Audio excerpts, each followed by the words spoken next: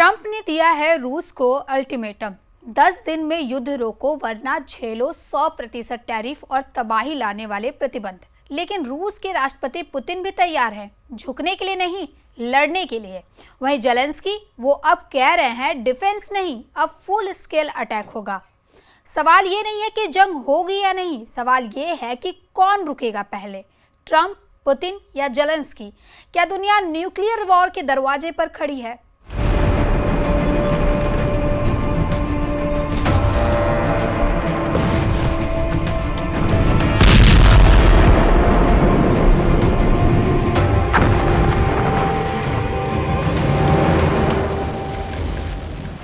ये सिर्फ तबाही का ट्रेलर है, असली खेल अभी बाकी है। दुनिया की सबसे बड़ी ताकतें आमने सामने खड़ी हैं और इस बार मामला सिर्फ बयानबाजी या धमकियों तक सीमित नहीं है। मिसाइलें तनी हैं, टैंक सरहदों पर तैनात हैं और परमाणु बटन के चारों ओर खतरनाक साजिशें बुनी जा रही हैं। अमेरिकी राष्ट्रपति डोनाल्ड ट्रंप ने रूस को 10 दिन की डेडलाइन दे दी है, या तो युद्ध रोको या फिर झेलो 100% टैरिफ और तबाही लाने वाले प्रतिबंध। दूसरी तरफ पुतिन ने भी दो टूक कह दिया है, रूस न कभी झुका था न अब झुकेगा। इधर जेलेंस्की भी खुलकर ऐलान कर चुके हैं, अब डिफेंस नहीं फुल स्केल अटैक होगा। यानी काउंटडाउन शुरू हो चुका है, जंग की नहीं, शायद इतिहास के सबसे खतरनाक अध्याय की। 4 यूक्रेनी क्षेत्रों में डोनेट्स्क, लुहांस्क, जापोरेजिया और खेरसोन पर कब्जा पुतिन का मिशन है और इस मिशन को रोकने की कोशिश को वो सीधा रूस की संप्रभुता पर हमला मानते हैं।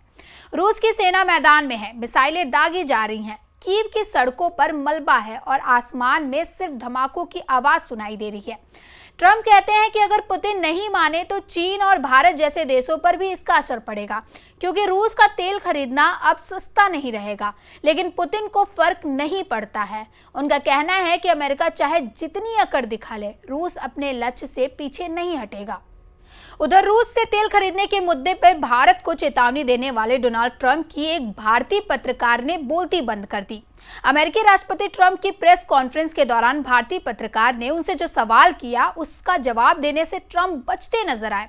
उनसे यह सवाल किया गया कि वो भारत को रूस से तेल खरीदने के मुद्दे पर घेरते रहे हैं, लेकिन खुद अमेरिका रूस से कई चीजें आयात करता है। मतलब डोनाल्ड ट्रंप ने भारत को रूस से सामान खरीदने के लिए घेरा, लेकिन वो ये भूल गए कि अमेरिका खुद भी रूस से भारी मात्रा में चीजें आयात करता है। यही सवाल जब ट्रंप के प्रेस कॉन्फ्रेंस के दौरान एक भारतीय पत्रकार ने पूछा तो ट्रंप ने जवाब देने के बजाय उनका सवाल ही टाल दिया। भारतीय पत्रकार ने कहा कि भारत का कहना है कि अमेरिका रूस से यूरेनियम, केमिकल और उर्वरक खरीदता है, जबकि वो भारत के ऊर्जा क्षेत्र के आयात पर ऐतराज जताता है। तो क्या आप इस पर क्या कहेंगे? इस पर डोनाल्ड ट्रंप ने कहा कि मुझे इस बारे में कुछ नहीं पता, मुझे जांच करनी पड़ेगी, मैं इस पर जवाब दूंगा। India says that the US imports Russian uranium, chemicals, fertilizers while criticizing their energy imports. Your response to that, sir? I don't know anything about it. I'd have to check, but we'll get back to you on that. Yeah, please. 2 दिन पहले Donald Trump ने भारत पर रूस से तेल खरीदने को लेकर निशाना साधना था। उन्होंने ये आरोप लगाए थे कि भारत ने अपने फायदे के लिए रूस का साथ दिया। उन्होंने ये इल्जाम भी लगाया था कि रूस इसी पैसे से यूक्रेन पर बम बरसाता रहा। ये आरोप लगाते हुए ट्रंप ने भारत पर 25% टैरिफ यानी इंपोर्ट ड्यूटी लगाने की घोषणा भी की थी। हालांकि उन्होंने जिस मुद्दे पर भारत को घेरने की कोशिश की, वो खुद भी उसी सवाल का जवाब नहीं दे पाए। लेकिन सवाल यह है कि क्या बातचीत से हल निकलेगा या फिर दुनिया एक और बड़े युद्ध की तरफ बढ़ रही है? रूस ने परमाणु मिसाइलों पर लगी मोराटोरियम को भी खत्म कर दिया है, यानी अब मिड रेंज न्यूक्लियर हथियारों की तैनाती का रास्ता खुल गया है और यही वो मोड़ है जहां से इतिहास बदल सकता है। पुतिन का मानना है कि रूस जीत रहा है और अगर चारों क्षेत्र पूरी तरह कब्जे में आ जाए तो वो इसे अपनी जीत का ऐलान मानेंगे। लेकिन ट्रंप का कहना है कि अब ये बहुत हो गया, ये बमबारी बंद होनी चाहिए। तो क्या ये सिर्फ एक अल्टीमेटम है या फिर वाकई में दुनिया एक नए महायुद्ध की तरफ बढ़ रही है? जवाब आने वाले कुछ दिनों में मिलेगा, लेकिन फिलहाल ये ट्रेलर है उस टकराव का जो इतिहास की सबसे बड़ी जंग में बदल सकता है। सवाल ये नहीं है कि ट्रंप क्या करेंगे, सवाल ये है कि पुतिन क्यों रुक नहीं रहे हैं। दरअसल व्लादिमीर पुतिन इस जंग को सिर्फ एक सैन्य अभियान नहीं बल्कि रूस के भविष्य की लड़ाई मानते हैं। 3 साल से ज्यादा हो चुके इस युद्ध को और अब जब रूस को कुछ जमीनी बढ़त मिली है, पुतिन पीछे हटने को तैयार नहीं है। 4 यूक्रेनी क्षेत्रों डोनेट्स्क, लुहांस्क, जापोरिजिया और खिर्सन को रूस अपना हिस्सा मान चुका है। ये उसके ग्रेटर रशिया के सपने का हिस्सा है और पुतिन अब पीछे हटेंगे तो न सेना उन्हें माफ करेगी और न जनता। क्रेमलिन के भीतर की जानकारी देने वाले सूत्रों के मुताबिक पुतिन को भरोसा है कि अमेरिका अब रूस पर ज्यादा कुछ नहीं कर सकता। पिछले सैकड़ों प्रतिबंध झेले जा चुके हैं। 300 अरब डॉलर से ज्यादा की संपत्तियां फ्रीज की जा चुकी है, लेकिन युद्ध नहीं रुका। अब ट्रंप ने धमकी दी है, या तो युद्ध बंद करो या फिर 100% टैरिफ झेलो। और सिर्फ रूस ही नहीं, चीन और भारत जैसे देशों पर भी इसका असर पड़ेगा, क्योंकि वो रूस से तेल खरीदते हैं। लेकिन रूस कह रहा है कि अमेरिका अब कुछ नया कर ही नहीं सकता, जो करना था कर लिया। और पुतिन का भरोसा इसी सोच पर टिका है कि अमेरिका सिर्फ धमकियां देगा, कार्रवाई नहीं।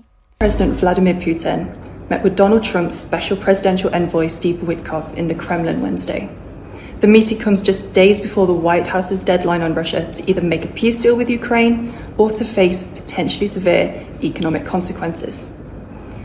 That could mean additional sanctions designed to hamper Russia's economy or secondary tariffs on countries that continue to buy Russian oil, including China and India.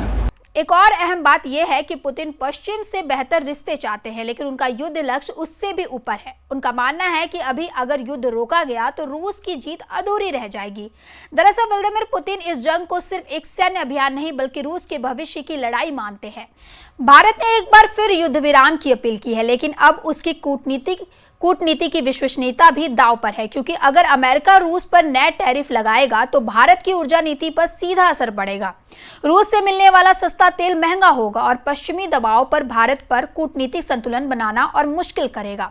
अंतर्राष्ट्रीय बाजार में ब्रेंट क्रूड $125 प्रति बैरल तक पहुंचने की आशंका है। IMF की रिपोर्ट के मुताबिक यूक्रेन संकट वैश्विक मंदी का कारण बन सकता है। तो क्या अगला महायुद्ध सिर्फ गोलियों से नहीं, आर्थिक हथियारों से भी लड़ा जाएगा? और सबसे अहम सवाल, क्या इस बार कोई भी देश युद्ध से खुद को पूरी तरह बचा पाएगा? क्योंकि एक तरफ पुतिन की जिद है तो दूसरी तरफ जेलेंस्की की हुंकार और तीसरी तरफ ट्रंप की चेतावनी। तीनों के पास हथियार है, रणनीति है, लेकिन अगर कुछ नहीं है तो वो है साझा समझ। और जब साझा समझ गायब हो जाती है तब जंग के जरिए इतिहास खुद को दोहराता है। फिलहाल ऐसे ही खबरों के लिए देखते रहें News 18 का डिजिटल प्लेटफॉर्म और हमारे चैनल को सब्सक्राइब करना ना भूलें। धन्यवाद।